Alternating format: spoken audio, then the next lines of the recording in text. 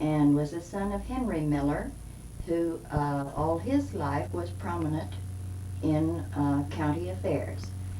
Earl, it's good to have you here. Glad to be here. We'd like to ask you first why your family decided to come to Grant County.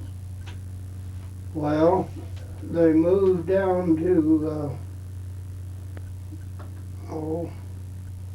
southeast part of the county or state first, and then they moved out from down there. He's deputy sheriff down there at Caney, Kansas, and then they moved out to Colorado, and they filed on a claim out there, and it didn't suit them, so they moved back to, they traded that claim out there for an animal, and they brought him back and butchered him, and they filed on the claim down there at the Beatty Ranch. His brother filed on one place, and he filed on the other. And what was his brother's name? Sam. Sam? He married one of the McGilver girls. Hmm. He's an uncle to Ralph and George and them. But they lived in Indiana. They left and went to Indiana before Dad did, and then Dad came back. He didn't stay but about a year. Now, he filed on a claim here? Yeah, well, that was it, that you, Yeah. where he proved it up. Out where Ruth and Soup Cyphers live now, Well, the Beatty place. down there by Hickok Ranch, only it's this east one. Yes. Then the family went back to Indiana and stayed a year. Well, I imagine it's about a year where he was born there. Uh-huh. And I guess I was about 6 years old when they came back. I was 4 or 5 when we left here, but I can't remember. No, I don't imagine. Can you run down the names of your brothers and sisters? Cora was the oldest. And Maud was next, and then Esther, and Dean, and then Clara, and then me, and then Ray. He's youngest. Okay. 5 girls, 2 boys.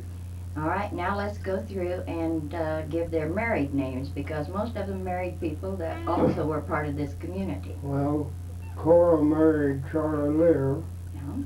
and Maud married Otto Deerslaw. He owned this ranch over here where, I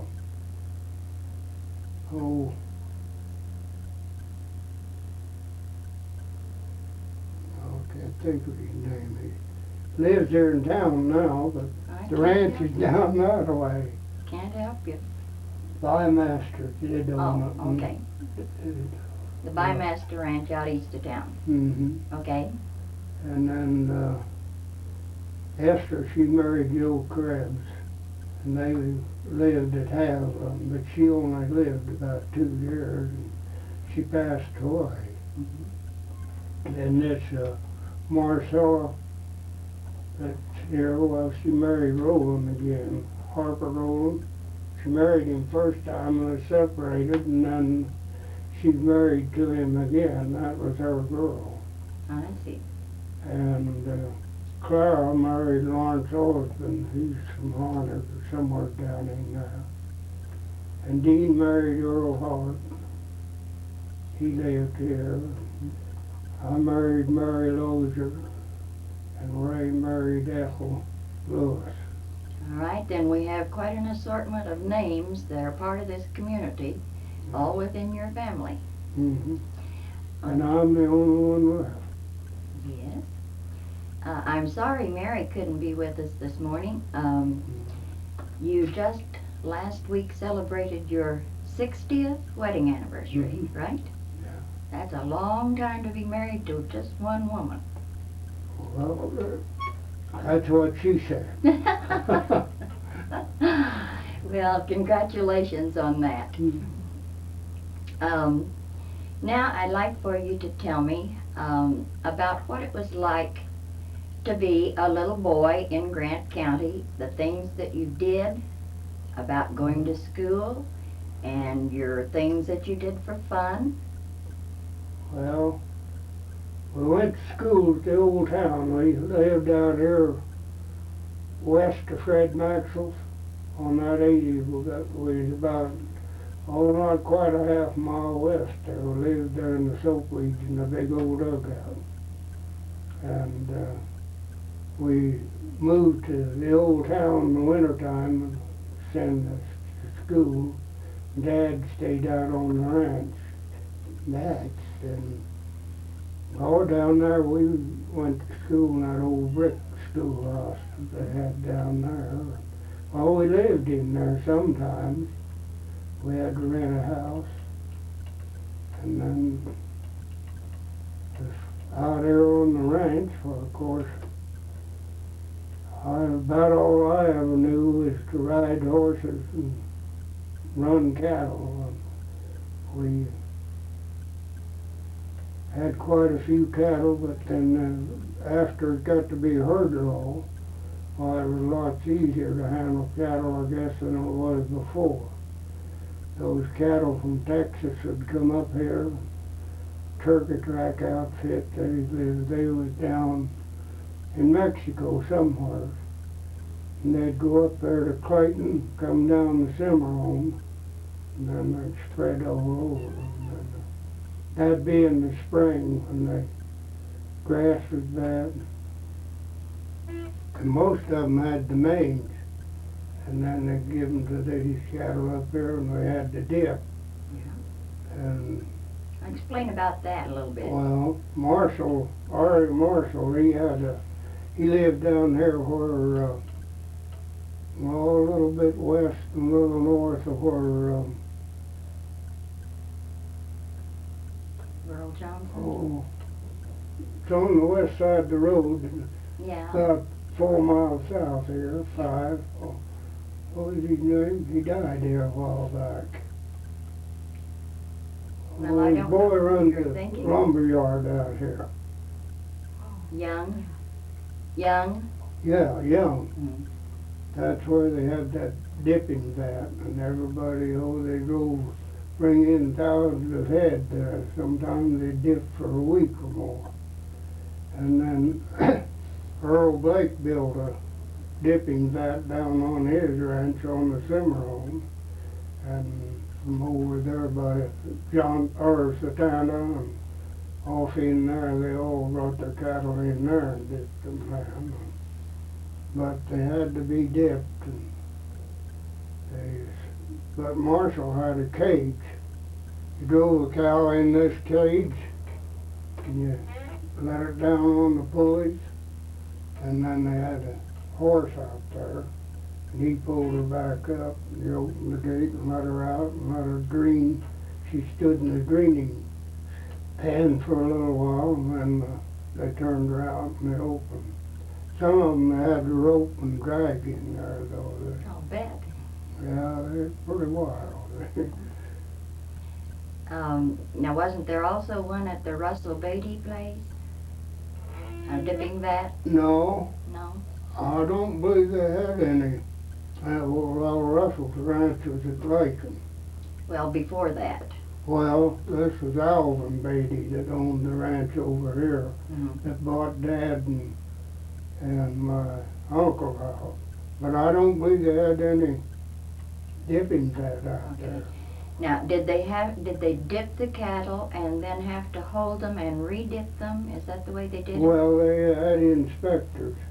Jack McFalls was the inspector for a long time there, but he came out and go all over the county and all around. They had these state inspectors.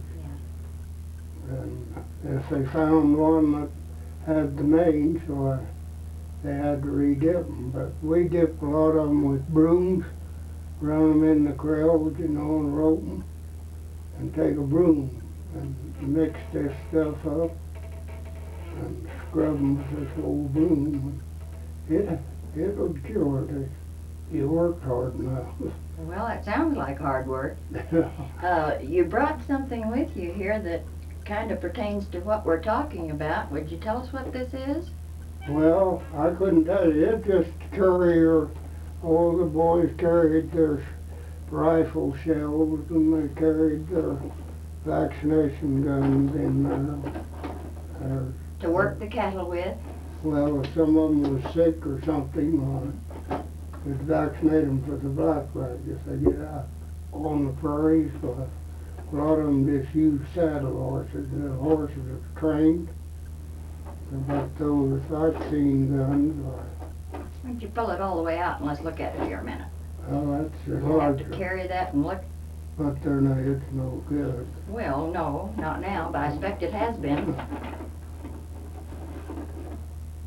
There's a small. Yeah. You could Okay. take and double, you put a double dose in that and or a single in this one. All right, now tell us about what this is made out of. There's what carried the needles in. That thing, I don't know, that's for some kind of a pill or something. It's a measuring of some kind. I Now, what's this made out of, Earl? Boot. A boot. See, that's an old boot top. Yeah. And they've taken the foot off and put in a piece of wood so they'd have a good. And then they just hung this over the saddle horn, see? Yeah. And Okay. then they could button it up, bolt it, or put it up so it wouldn't spill out.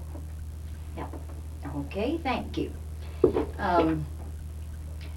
I think maybe we need to clarify just a little bit here.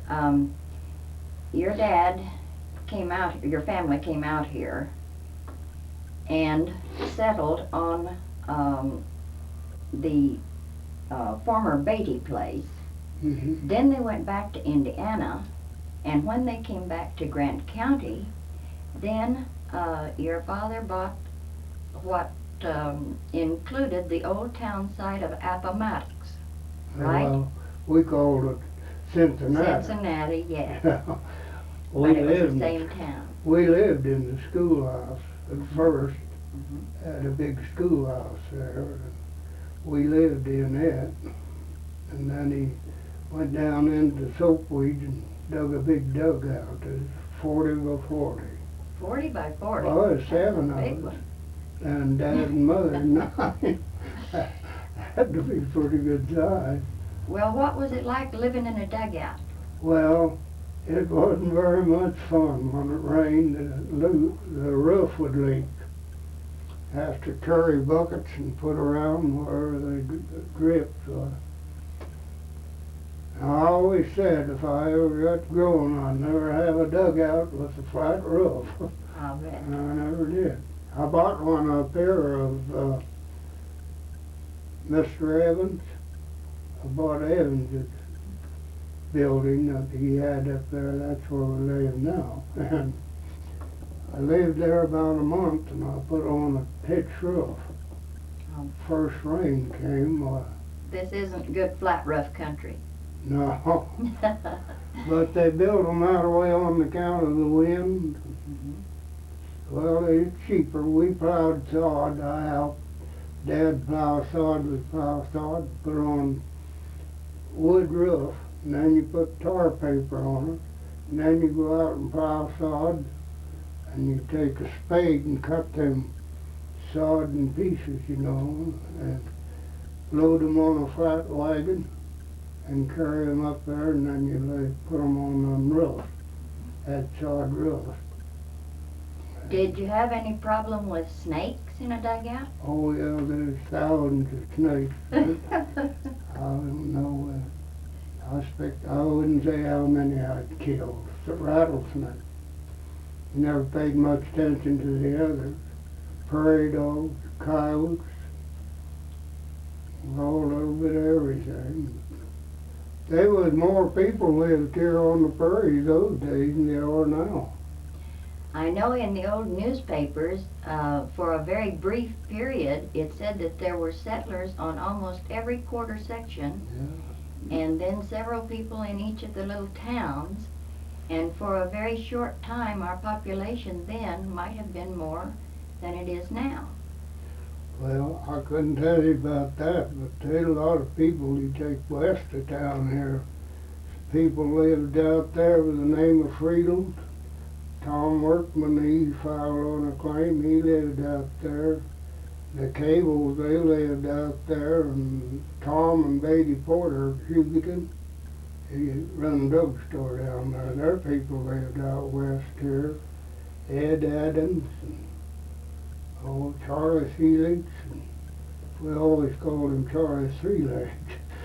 Charlie Felix, and the Lees, they lived out there. There were several of the Lees. Mr. Lee lived out there where that plant is on the north side of the road. That was his old claim. Mm-hmm. There, north of Hemp Hill. Well, I know that several of the Lees were old enough when they came to Grant County to file on Yeah, land. they were. Okay,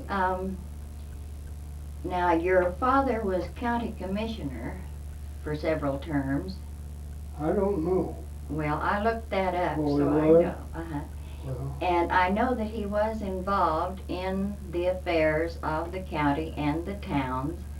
And I wonder how much you would have been 12 and 13 when they moved to town. Do you remember going to any town meetings or hearing anything about moving the town? yeah, we lived down there. Yes. I'd go down there and watch them. When they moved this store of Benny's down there, it belonged to Earl. And they had trained horses. And they had the Main Street was about that deep, you know. It was cut out from wagons and saddle horses and things. And they had to get that building across that ditch. And they had trained horses, and he'd tell those horses to take one step, and they'd take one step tight and just pulled it a little at a time across there. And then they had a team of white horses. They were blind, but they just minded him just like the others did. And when it came noon, they had to go down to Ray Julian's to water them, and they just tied one of these blind horses to one of the others, and then the other one, and these two horses take them down there to Ray Julian's with them, and they watered them, and then they came back up to the liver barn. Well, I'm talking about before they ever moved it. Do Oh. you remember them arguing about what they were going to do about the town? Well, they were in debt so bad that they just decided that the town wasn't fit to be a town. That's all there was to it. It was nothing but just washouts and soap weeds, and well, it wasn't nothing. And all these things that they had made the debt for were never made in the town. No, that Earp that lived there, George Earp, that lived at Garden, he was one of them. And then, this guy, he sold Smith tractor guys around there. He was one of them. He was from Wichita. And they misrepresented everything. They got the county seat fight, why, they moved it down there then. But they did have a nice courthouse. They had a nice schoolhouse, and they had a nice hotel when they first built them. But, well, the store buildings were new too. Everything was new. I don't think they moved anything out of this town. Up here down there, they were nearly all shacks. Well, did you have any connection with moving the town? I mean, did you help with any of the teams, or? No, I wasn't. You wasn't big enough? No, I wasn't big enough. Okay. The store, Erlacher store, they just left it on the skids and opened it up and started selling groceries. Had to crawl up there, go up steps, get in on it. And And they went ahead and sold groceries, and they taken the skids and the trucks out from under it and started selling. No, I never did work on it but I was down there, watched them get in the road. They'd run us kids away.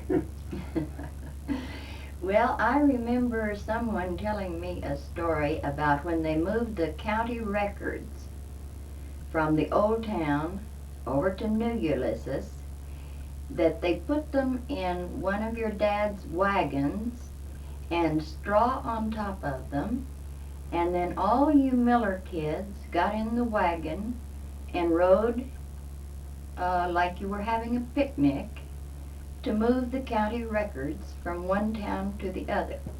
Do you remember that incident? No, I don't think that was right. I think somebody told that. Somebody just embroidered that, Yeah. huh? Okay. No, it wasn't quite that tough. Okay, good. I'm glad to have that cleared up. No, I don't believe it. I don't ever remember. I guess I wasn't there then if they did that. Okay.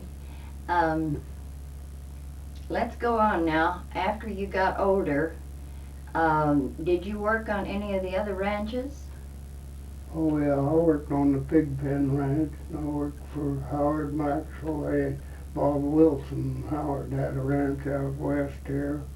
I worked for Sullivan's, and I worked nearly all around. Down there at Bymasters, they had a ranch,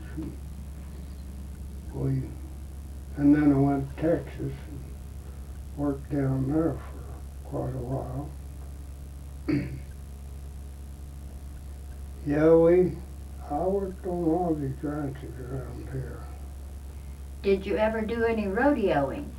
Yeah, I used to be a bronc rider. I got a picture of me and old Coyote up there. Oh, you do? That horse they called Coyote. He was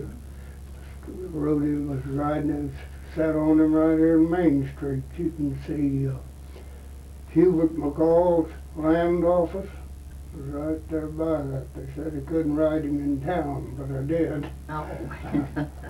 Yeah, I was a good bronc rider. I rode horses from here clear down to Midland, Texas. I worked down there a long time.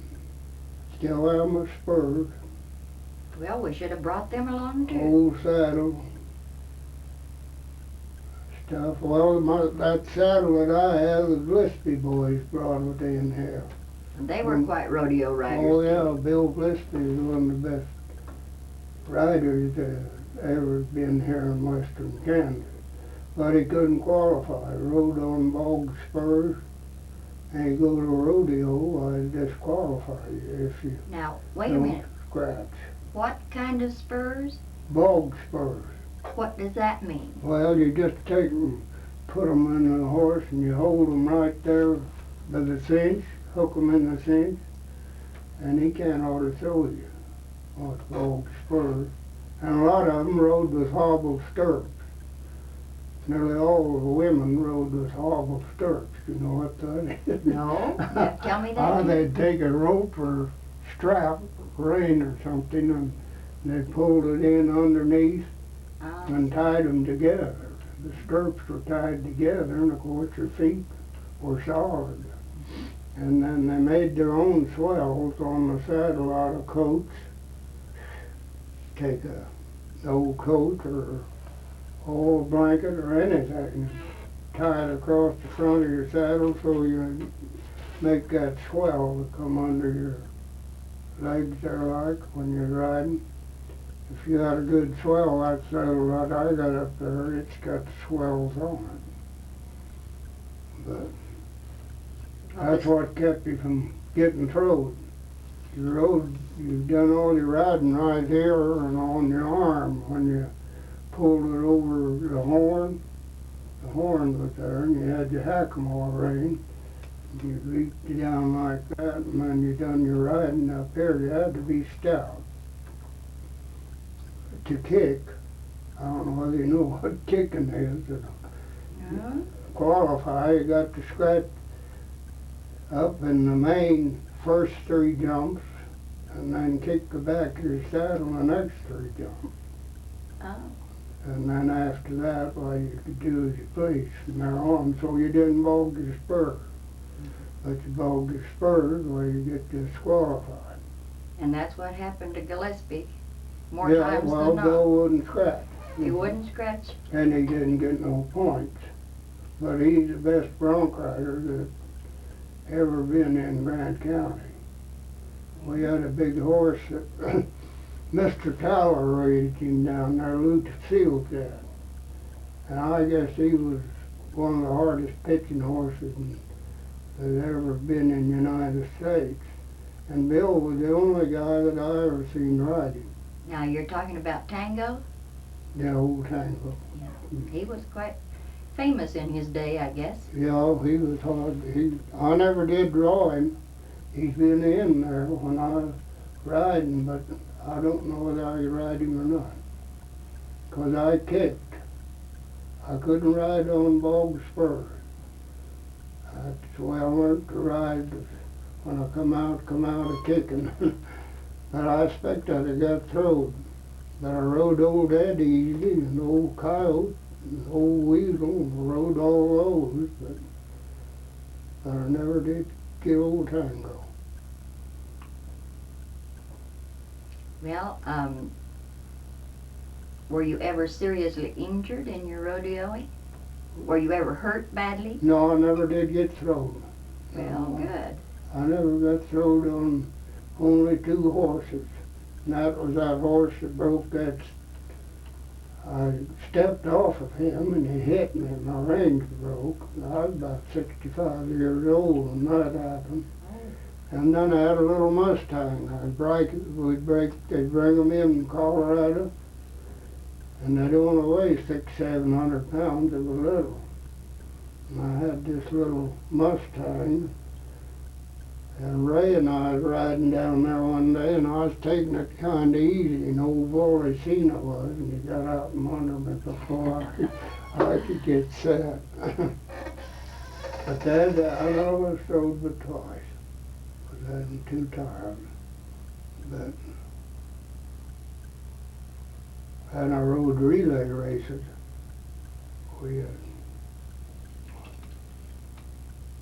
Those relay races, I don't know whether you ever seen a relay race or not. No.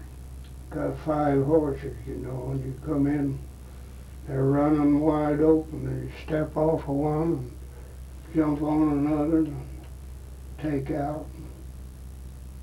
That must have been exciting. What? That must have been exciting. Yeah, it was.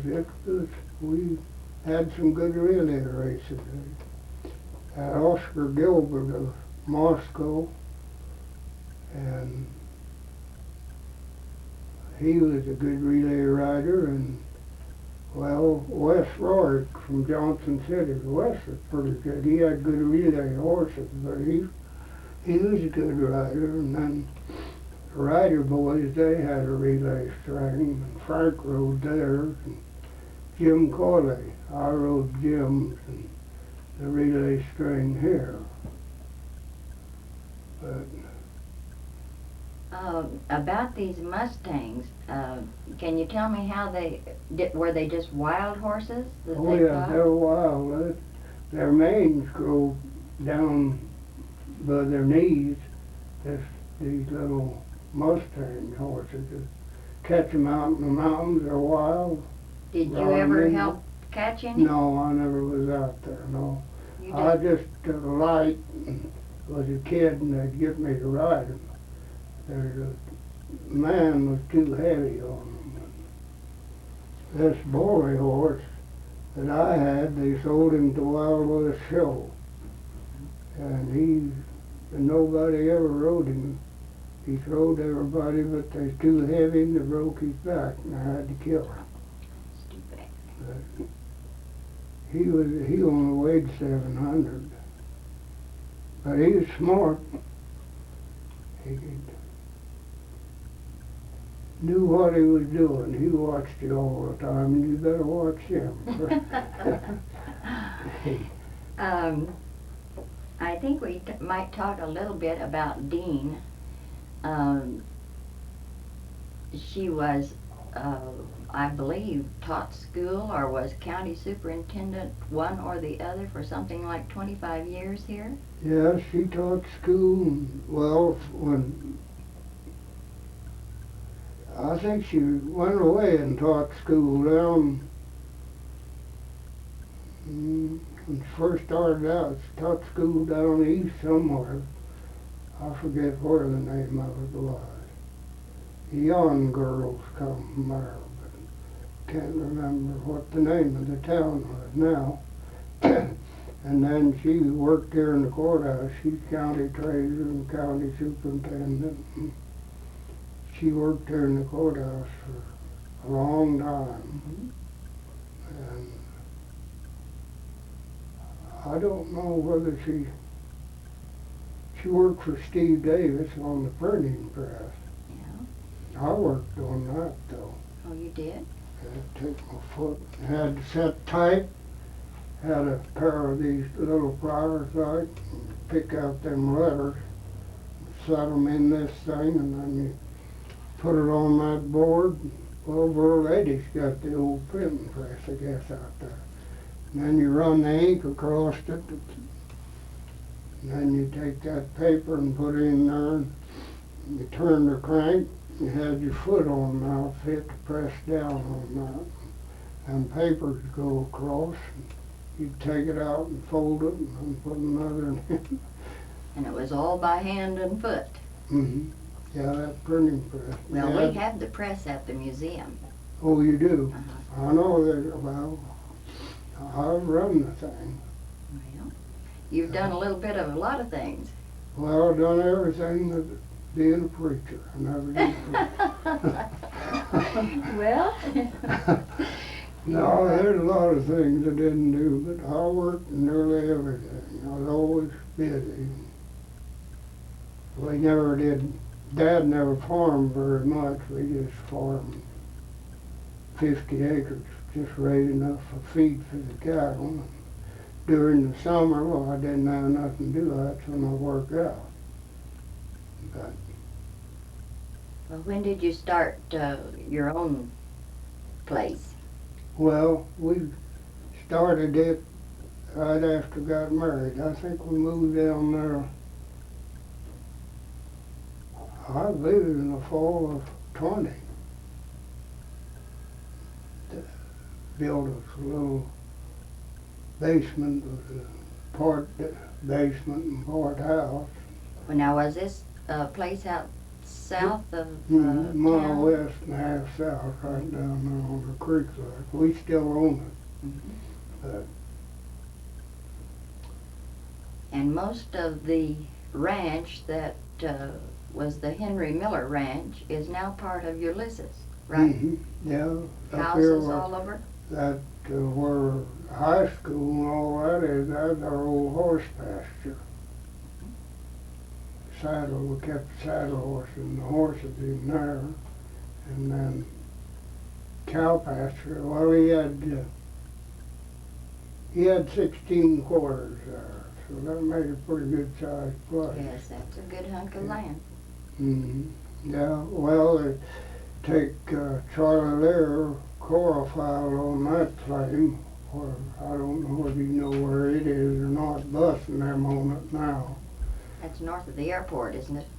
Yeah, right north of the airport, and then Dad owned that quarter. He gave that to Cora, though. And then Williamson's, Jim Williamson, Amos Williamson lived over at the town of Jim Williamson. He moved over to Johnson, around the store. But they filed on a claim up there in the pasture, and then another party filed on a claim over west there, but they never did move in. And we never turned them in because they didn't move in. He built a good house. Well, the house that he built was a hotel in Johnson City. And one of these old schoolhouses that was in this old Surprise is here in town. They moved it out here to McGilver's. It was a nice schoolhouse. They moved it out to McGilvery and it was moved in town there somewhere, right south of us. You don't know which building it is? No, you'd have to ask Murray or some of them. They know where it's at there. But that's where they went to school in there. Did you ever hear anyone say why they named the town Surprise? No, that was before my days. I know that. I just thought maybe you had been told why they called it that. No. Okay. Now, why don't you tell us a little bit about your own family?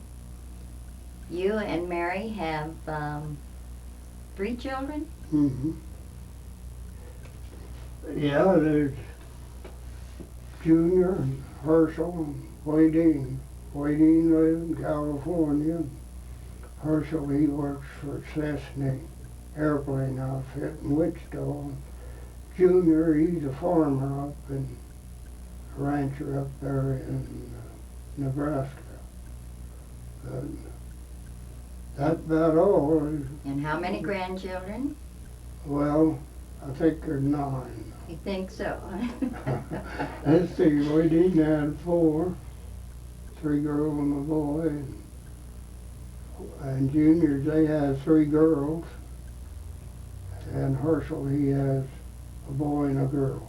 Okay, that figures out to Maybe 9. it's 8. I don't know. I wonder if you'd like to tell us about these items that you brought with you here. Well, we found those down in the fields after the dirt, when the dirt blow, you know, and the ground get bare, you go down in there and find those. Oh, sometimes I suppose there'd be 50 or 60 people down there on the creek and down in there hunting arrowheads and rocks and all that stuff. But the creek would be full of them down in there hunting arrowheads.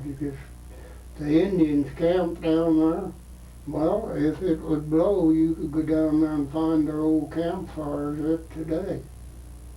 They burnt something and it stayed there, but they had campfires all over the creek bottom down in there.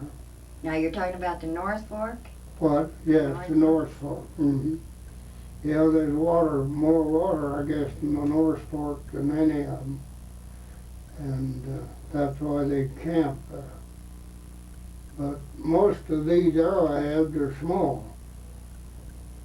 I suppose they used them to shoot rabbits and stuff like that, but they're just little. Well, this isn't small, it's heavy. Tell us about this. They used that to kill buffaloes, you know. What is it? It's a tomahawk. Show us how it was put together. Hmm? Show us how it was put together. Well, they take a stick, see, a club. They made them had sticks and they put it in like that, and then they take these pieces of hide and wrap that around that and make them well, it had a handle on it, wooden handle, and they use that, and they claim they got on their horses, and they'd get up and ride right up on the buffalo and knock them in the head with that. I think that'd work, as heavy as it is. Mm-hmm. Okay, and what But I is... never seen them do it. No, they were gone before you got here. Yeah, they used to. Now, what's this? That's a spade. Okay. That's a stone spade. See where they take a fork of a tree and they put it down like that, and you can see where they tied the. Now there's a groove here, here. And then they dig down in the quicksand and get the water to start. That's an interesting piece. I don't think I've seen one like that before. Well, that's what they claim they done with them. You see, the Arkansas and the Cimarron was all quicksand. This down here, there wasn't much quicksand here. But Cimarron, the Arkansas, you could drive a bunch of cattle out in there and work them back and forth, and it could be dry, and drive them out in an hour's time. You could bring them back and water them out. The water came up where they come.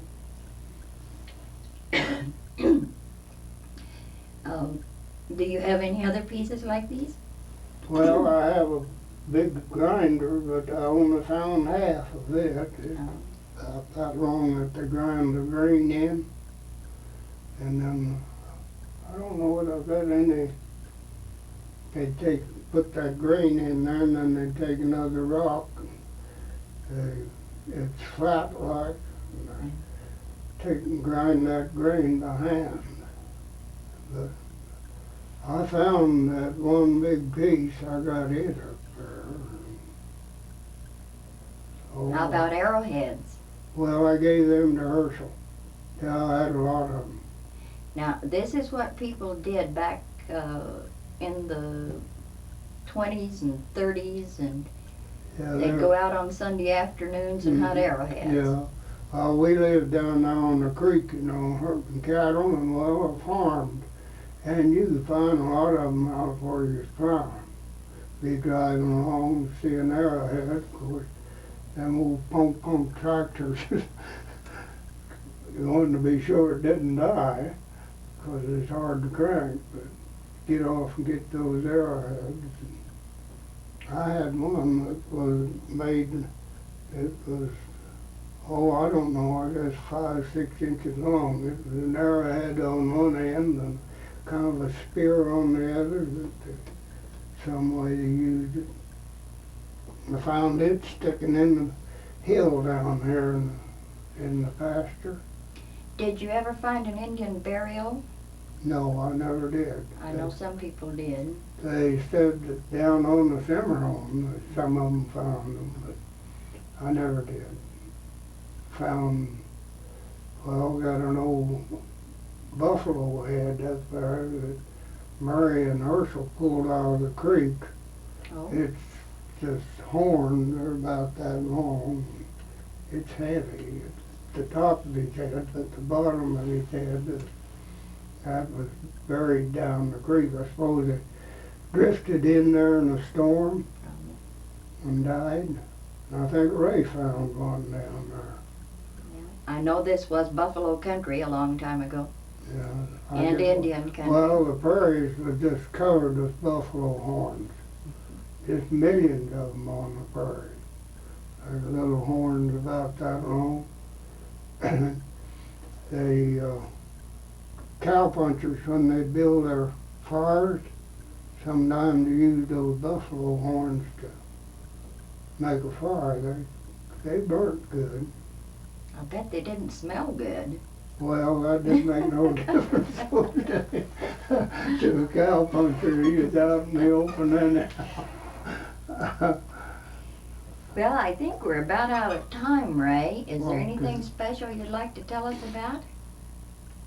Oh, I wouldn't know of nothing. There's a lot of things that happened, but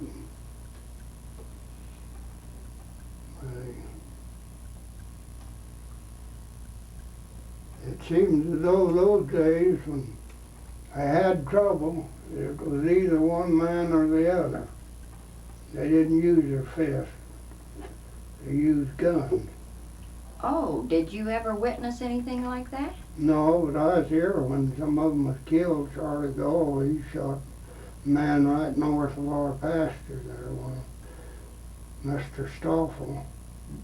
He told him if he ever caught him back in the pasture again, they'd steal calves.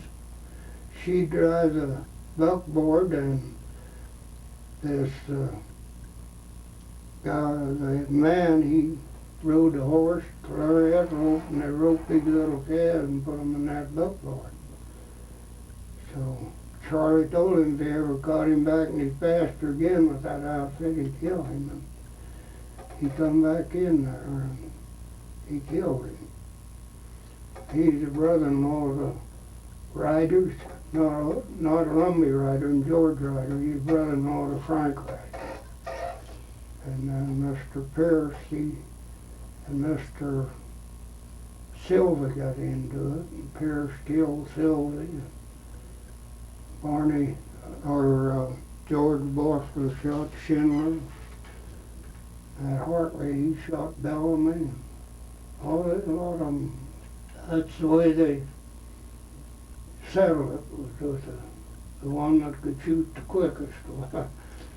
Well, do you remember, I know that some of these things that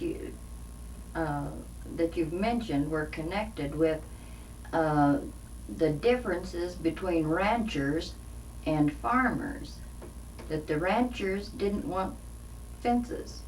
Yeah. Well, no, the rancher didn't like a dirt digger. They called them dirt diggers. They didn't like this farming. They come in there and file on these claims and farm, and you couldn't keep the cattle out. They eat up, and the herd law, and you had to keep them off. But Stanton County, it was free range, and you had to build a fence on a herd law. You had to do your own fence, and on free range, you said you must build a fence or turn cattle, and that's pretty hard to do. You know, they couldn't stick them, so they just eat them up out there. And yeah, Stanton County was free range for a long time. But that did, the herd law did cause some difficulties between the farmers and the ranchers. Yeah, that plow in the ground, that's what caused the fights. Mhm.